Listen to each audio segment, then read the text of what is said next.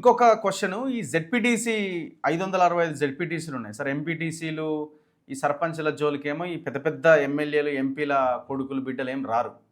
ZP chairman మీద అందరి target పడ్డది. 31 జెడ్పీ చైర్మన్లు ఉన్నాయి, 565 జెడ్పీటీసీలు ఉన్నాయి. ఇప్పుడు జెడ్పీటీసీగా పోటీ చేస్తే ఆ జిల్లాలో జెడ్పీ అవ్వడానికి అవకాశం ఉంటుంది కదా ఎన్నుకుంటే మెజారిటీ. సో ఇప్పుడు ఎమ్మెల్యేల కొడుకులు బిడ్డలు కోడన్లు వీళ్ళంతా రెడీ అవుతున్నారట, మాజీలు అంటే టికెట్ ఓడిపోయిన వాళ్ళు. ఎందుకంటే జెడ్పీ చైర్మన్ అయితే మళ్ళీ నెక్స్ట్ ఎమ్మెల్యేకి అవకాశం స్కోప్ ఉంటుంది కాబట్టి, జిల్లా అంతా తన ఆధీనంలో ఉంటుంది కాబట్టి. సో ఇది ఎట్లా చూడాలి దీన్ని? అంటే నార్మల్గా పనిచేయాలనుకున్న వాళ్ళకి ఈ అవకాశం లేకుండా పోతున్నది. మళ్ళీ అక్కడ వచ్చి మళ్ళీ మంత్రుల బిడ్డలో మంత్రుల కొడుకులో ఆయా పార్టీ నాయకుల పిల్లలో మళ్ళీ పోటీ చేస్తున్నారు. ఇది కేవలం పొలిటికల్ అకామిడేషన్ లెక్కనే అయిపోయింది అంతా. వీళ్ళు మళ్ళీ ఏంటంటే రేపు పొద్దుగాల జిల్లా పరిషత్ చైర్మన్ అది అయితే మళ్ళీ వాళ్ళు ఎమ్మెల్యేలా ఎంపీలా ఎమర్జీ అవుతాడు కదా లీడర్షిప్. వీళ్ళందరూ వచ్చేటోళ్ళు కూడా యాక్చువల్గా ఏంటంటే పదం లీడర్లు అనాలని నాకు పెద్ద ఇష్టం ఉండదు. వీళ్ళంతా ఒక రాజకీయ బ్రోకర్లు. క్లియర్ కట్గా చెప్తాం, క్లియర్ కట్. కొంత ఎక్సెప్షన్స్ పక్కకు పెడతాం.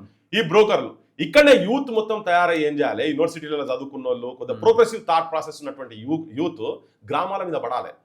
పడి ఈ పొలిటికల్ బ్యాక్గ్రౌండ్ ఉన్నటువంటి వాళ్ళ బ్యాక్గ్రౌండ్ ఏంటిది. ఇప్పుడు జానారెడ్డి కొడుకులు సరే జానారెడ్డి అని పక్కకు పెట్టండి, ఏ పాలిటిషియన్ పిల్లలైనా కానీ వాళ్ళు చేసినటువంటి ప్రజాసేవ ఏంటిది. ఇప్పుడు ఒకరు అంటారు వాళ్ళు జనం ఓట్లేస్తేనే గెలిచిరు కదా. నేను అంటున్నా మరి అంతే అదే సిచ్యువేషన్ అనుకుంటేది ఉంటే ఇవాళ సాగు కూడా పైసలు ఖర్చు పెట్టలేనటువంటి దుస్థితిలో జనం ఎందుకున్నారు? ఎందుకు ఆయన నియోజకవర్గంలో కనీసం అనుకున్న వైద్యం ఎవరన్నా బీమార్ వస్తే వైద్యం చేయలేని దుస్థితిలో ఎందుకున్నారు? ఎందుకు ఇన్ని స్కామ్స్ అవుతున్నాయి బయటికి రాగానే? ప్రతిదీ కుంభకోణమే కదా.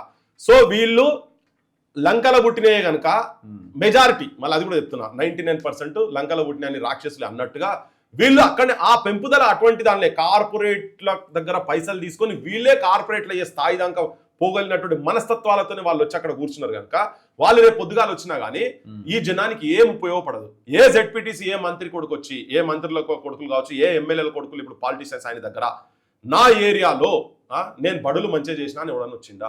నేను గుడులు అంటే కొంత అటు చేస్తున్నారు కానీ హాస్పిటల్ మంచిగా చేస్తున్నాను ఎవడన్నా వచ్చిందా? ఆత్మగౌరవంతో బతికేటట్టు ఎవడన్నా తయారు చేసేటట్టు వచ్చిందా?